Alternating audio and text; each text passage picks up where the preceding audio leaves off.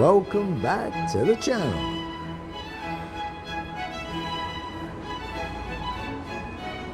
Okay, so this is how to improve your battery dramatically on any Samsung phone, especially the newer phones, and especially the Samsung Galaxy Note20 Ultra. Not easy to say. And if you enjoy this video, do me a favor, please subscribe. It really does help the channel. Anyway, on with the video.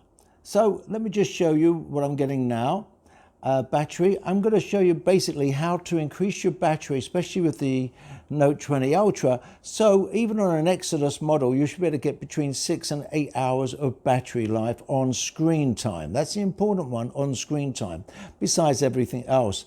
So if I go to battery now, if I go to battery usage, that's today. I've had it on for 4 hours and 33 screen hour time with 45% left. That should give me at least 7 hours of screen time. I'm planning to get between 8 and 9 hours of screen time in a couple of weeks by the time it all settled down and I fine tune it. But just to show you, I've only had the phone a few days now and it's still learning. But even after setting it all up the other week, I've got 6 hours and 21 minutes. Now this one looks bad, but it carried on to the next day because it cuts off at midnight, as you know. So if you add those together, I'm getting really good time now. Now let me show you how I did it. Firstly, you go through the apps that are using your battery. These are all the apps that I've had on today running in the background theoretically. So you look at those, and I'm going to go to say WhatsApp. And I've been making phone calls, YouTube videos, God knows what else. So here you go through every app and you usually put it straight to sleep. That means it's not using up any battery in the background. But don't do it with any app that you get notifications from. So any phone call app like WhatsApp or Line or Messenger or Skype, because it may stop phone calls coming through. But all the others you go through, not ones that you're constantly using like Nova Launcher, you do not put that to sleep because I'm using it all the time. So if we go to Jerry, which is like a Reddit client, put it straight to sleep. Virtually everything else, Aquamail, straight to sleep. That's my email client. YouTube, I've already done this by the way, but you can see I put it straight to sleep. You go through all that. Some of them you don't have an option, like the contacts, built-in things, but you could disable those, and I'll talk about things like that in a minute. XDA, straight to sleep. This will improve your battery dramatically. I mean, really is dramatically. So you can see you do that with every app. And every day I just go through that to make sure there's no new apps that I've downloaded that are not doing it. Next thing I do is the mode I'm in now is optimized. You can turn on adaptive power setting as well as, but I just keep it optimized. That way you've got everything working very well, and the battery will last you all day. It's a shame it doesn't do more. And as I mentioned, this is the Exodus model. The American version with their chip do get, well, we believe they get at least another 10 to 20% more battery, which is a little bit annoying, to put it mildly.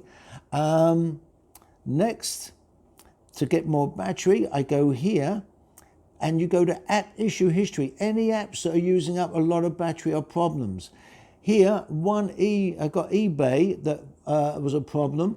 And if it doesn't get better in the next few weeks, I will send them an email, uninstall it, put it back in again.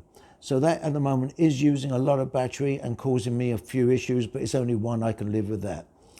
Other things, you go to advanced, make sure you got everything turned on, as you can see. I also would recommend, I don't do it, but you can get more battery and make it run even smoother if you auto restart once a week, once a day at your time. I don't like that. And make sure you got security turned on, auto scan for malware. So no third party. You do not need any third party malware apps. They're just taking up more battery. The one that comes with the phone is very good. So that covers that. Okay, and once every so often I press optimize now and it will actually close all the apps, but no need to do that until you get below 90, as at the moment it's 94. Okay, next, let me just show you what's turned on. I've got basically Wi-Fi is turned on, my data's turned on. I have not disabled many things because it's pointless buying an expensive phone like this and you have to disable stuff. I have the location turned on, which I'll show you about that in a minute, and all that other stuff, as you can see, all turned on. One more, all turned on. So now I will go to settings. I'm going to go to apps. This is very important. These are all the apps, 213 apps that I've downloaded. And a lot of them I will go through in more detail on separate ads, which will help you dramatically with the battery, such as I've disabled Facebook and many other apps that are built in because they are just battery killers, and also your privacy is questionable.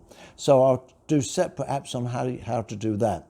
But here I go to apps and I go to disabled. Now you choose the ones that you want to disable. These will not use any battery. They won't even run in the background. I've done these automatically by myself. I don't use Duo. Eventually I may. It's the Google's equivalent of Skype, WhatsApp if you like. But when more people use it, I may. Facebook, as I mentioned, I've just launched it. I don't play games, so I've disabled that. I don't use Gmail. I use another email client. For those with the Note20 Ultra, I have disabled the built-in Microsoft SwiftKey keyboard, and I've downloaded the Microsoft SwiftKey keyboard beta from the Play Store. It's much better and has more features. I've also disabled Samsung Daily and other stuff. Now you may not want to disable those, or you may want to disable more. So you just do that accordingly, but this will save a lot of battery. Other things I've done to save more battery. I'm now, if I go to display, which is at the top somewhere, here. I've brightness, actually for the video I've turned it down, it was too bright, but normally it's at 50%, which is fine. I turn on the adaptive battery, so when I go out or in a darker or lighter place, it automatically adjusts, and it does it very well. But make sure you turn on the dark mode. Actually, I find it easier on the eye, and it's very good.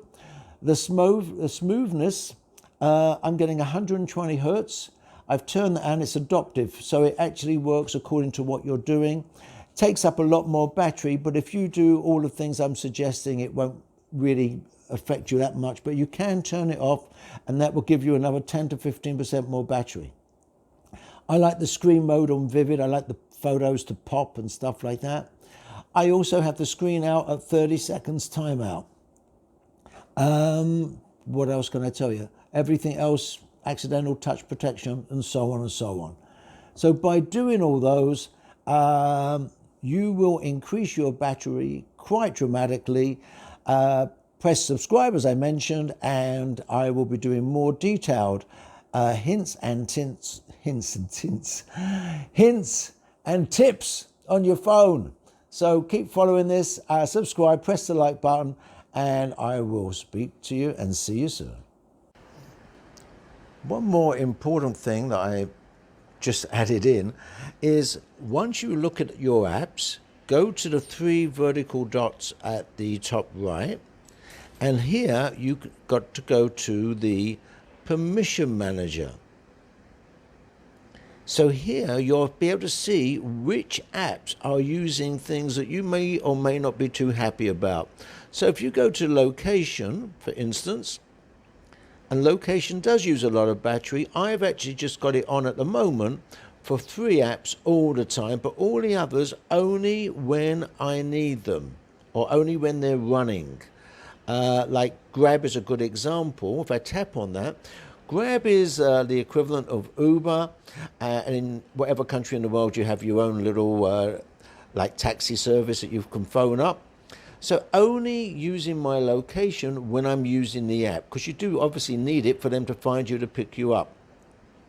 And that's true of anything that you have delivered, and so on and so on. Very, very important to go through that, because you'll find out that if you just tap it the first time, you've probably got all of them running in the all of them running in the background, which of course you don't want. Now that also applies to, you go through, this is slightly off topic, but you go through all these and see which apps have access to your camera, which apps have access to your contacts. Some, there's no reason, if you've got a music app for instance, generally speaking there's no reason why it should have access to your contacts.